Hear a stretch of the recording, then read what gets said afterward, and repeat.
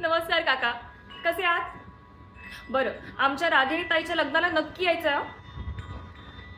हो हो, मला माहिती आहे सगळं खूपच अचानक ठरलं, पण काय करणार? आता आमच्या रागिणी ताईला तिच्या स्वप्नातला राजकुमार मिळाला म्हटल्यावर ती तरी काय करणार ना? ती का थांबेल? पण तुम्हाला सांगू, मी खूप खूप खूप म्हणजे खूप खुश आहे. हां, आता आमच्या मामीला थोडंसं टेन्शन होतं, की आमच्या रागिणी ताईचं काय होणार, कसं होणार?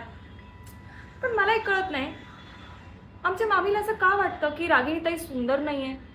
म्हणजे मला जर का विचारलं तर मला असं वाटतं, की ह्या जगात रागिणीताई एवढं सुंदर कोणी म्हणजे कोणीच नाहीये.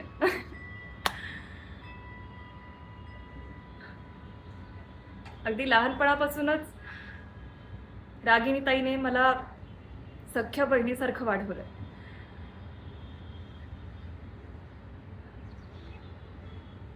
आई-बाबांची कमतरता तिने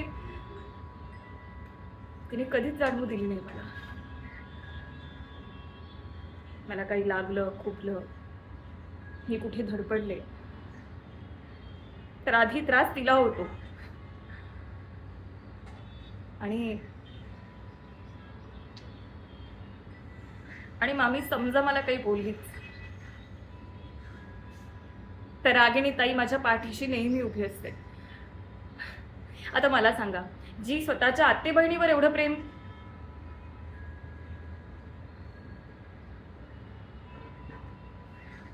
जी खरं तर एका घरावर भार आहे, हे- म्हणजे मामा असं कधीच नाही म्हणाले. मामा दरवेळीच म्हणतात की हे घर सुद्धा तुझंच आहे. पण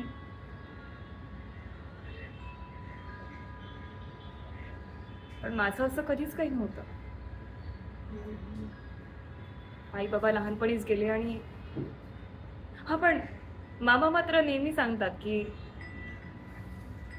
तुझ्या बाबांचा तुझ्यावर खूप जीव होता. अगदी तळहाताच्या फोडासारखं झुकायचे तुला. संध्याकाळी ना असं खांद्यावर बसून फिरायला नेते.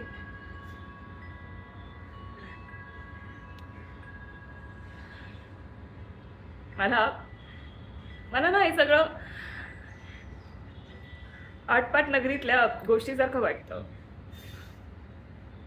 आणि ठीक आहे ना, आता आता सुद्धा सगळं छानच आहे की, म्हणजे मामा माझ्यात आणि रागिणीताईत कधी भेदभाव करत नाहीत.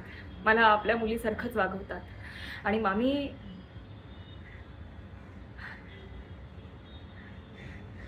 मामी दाखवत नसल्या तरी त्यांच्या मनात माझ्याबद्दल माया आहे. मला माहिती आहे.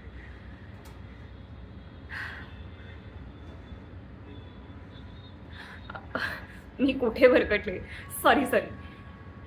तर मी म्हणत होते की जी मुलगी माझ्यावर एवढं प्रेम करू शकते, विचार करा ना, ती ती तिच्या नवऱ्यावर किती प्रेम करेल, तिच्या तिच्या सासरच्यांवर केवढा जीव लावेल. आणि आणि सौंदर्य सौंदर्य म्हणजे असं काय वेगळं असतं. आमची रागिणीताई खूप सुंदर. बरं काका, मला मला अजून काही ठिकाणी जायचंय, मी येते. पण तुम्ही लग्नाला नक्की यायचंय हा, प्रॉमिस. चला.